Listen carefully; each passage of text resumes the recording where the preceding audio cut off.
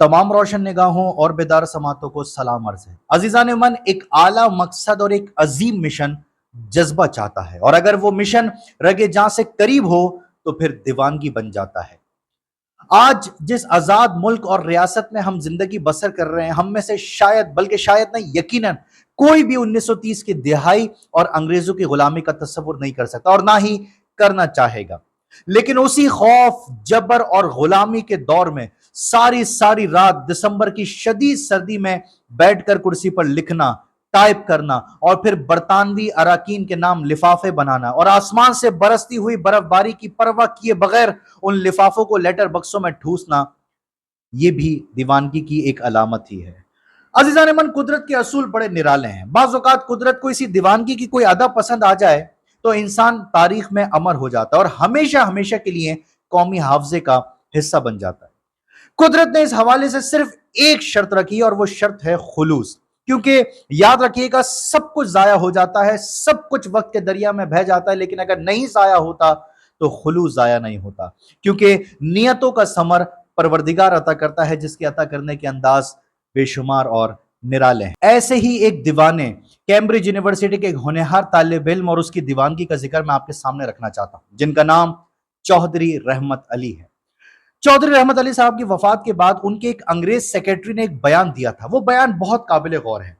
वो कहता है कि चौधरी साहब हिंदुस्तान की तकसीम और आजाद मुस्लिम रियासत के जब इश्क में मुब्तला हुए तो वो सारा सारा दिन, सारी सारी रात उसके नाम पर गौर करने लगे। बकौल चौधरी रहमत अली साहब के कि उन्होंने उस मकसद के लिए मुराकबे किए, नमाजों के बाद नवाफिल अदा किए और अल्लाह ताला से रहनुमाई तलब की। उनका सेक्रेटरी का कहना है कि एक मरतबा चौधरी रहमत अली साहब डबल डेकर बस की ऊपर वाली मंजिल में महवे सफर थे और एक गहरी सोच में गुम थे कि अचानक उनके जहन में एक लफ्ज पाकिस्तान उभरा, जिसे उन्होंने अल्लाह ताला की तरफ से रहनुमाई और उनकी अता समझकर कबूल किया। 1930-31 का वाकया है कि जब अल्लामा इकबाल रहमतुल्लाह अलैह गोल्ड मैच कॉन्फ्रेंस में शिरकत के लिए लंदन में मौजूद थे, तो वहां चौधरी रहमत अली और ख्वाजा अब्दुल रहीम ने उनसे मुलाकात की और पाकिस्तान स्कीम का तारुफ करवाया। डॉक्टर जावेद इकबाल, जो कि अल्लामा इकबाल के साहबजादे हैं, उनके अल्फाज हैं कि ये सुनकर अल्लामा इकबाल ने कहा कि लफ्ज पाकिस्तान के तमाम हुरूफ अलहदा अलहदा करके मेरे बिस्तर के इर्द गिर्द रख दिए जाएं ताकि मैं उन पर गौर कर सकूं।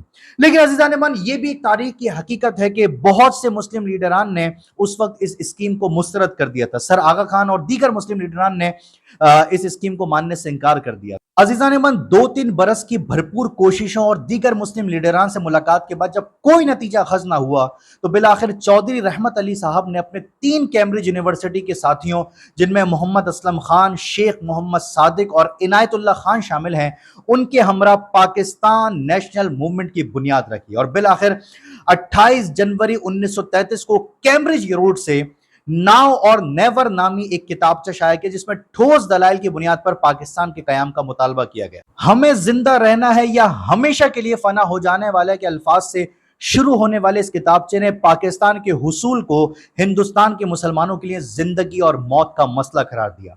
अजीजान मन, यही बात हमें कायदे आजम रहमतुल्लाह अलैह की भी तकारीर में मिलती है, जो उन्होंने करारदाद पाकिस्तान के बाद मुख्तलिफ मकामात पर की।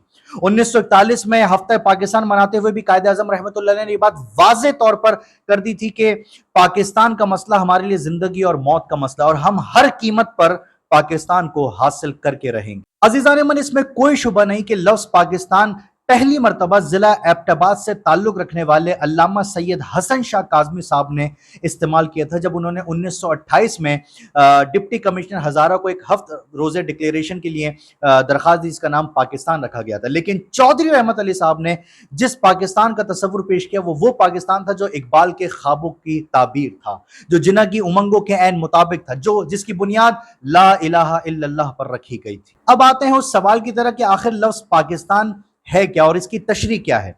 पहले मैं ये क्लियर करता चलूं कि ये तशरीह जो मैं आपकी खिदमत में पेश करने लगा हूं, ये खुद चौधरी रहमत अली ने अपनी किताब में लिखी है, जिसमें जिनके बारे में आता है कि इसमें हिंदुस्तान और एशियाई मुल्कों के नामों के अल्फाज शामिल हैं, जिनमें पंजाब का पे, अफगानी यानी NWFP का अलिफ, कश्मीर का काफ, सिंध का सीन, ईरान का अलिफ, तुर्कमानिस्तान का ते और बलोचिस्तान का नून शामिल है। और इसका मतलब है लैंड ऑफ पाक, यानी पाक लोगों की जमीन। آخر میں رب کے حضور دعا ہے کہ پروردگار اسے ہمیشہ اس وطن عزیز کو اپنی رحمت کے سائے میں رکھے اور اس پر اپنی رحمتوں کا برکتوں کو نزول فرمائے، اسے نظر بد سے محفوظ رکھے اور ہمیں اپنے اس ملک کی، اس وطن عزیز کی قدر کرنے کی توفیق عطا فرمائے۔ آمین۔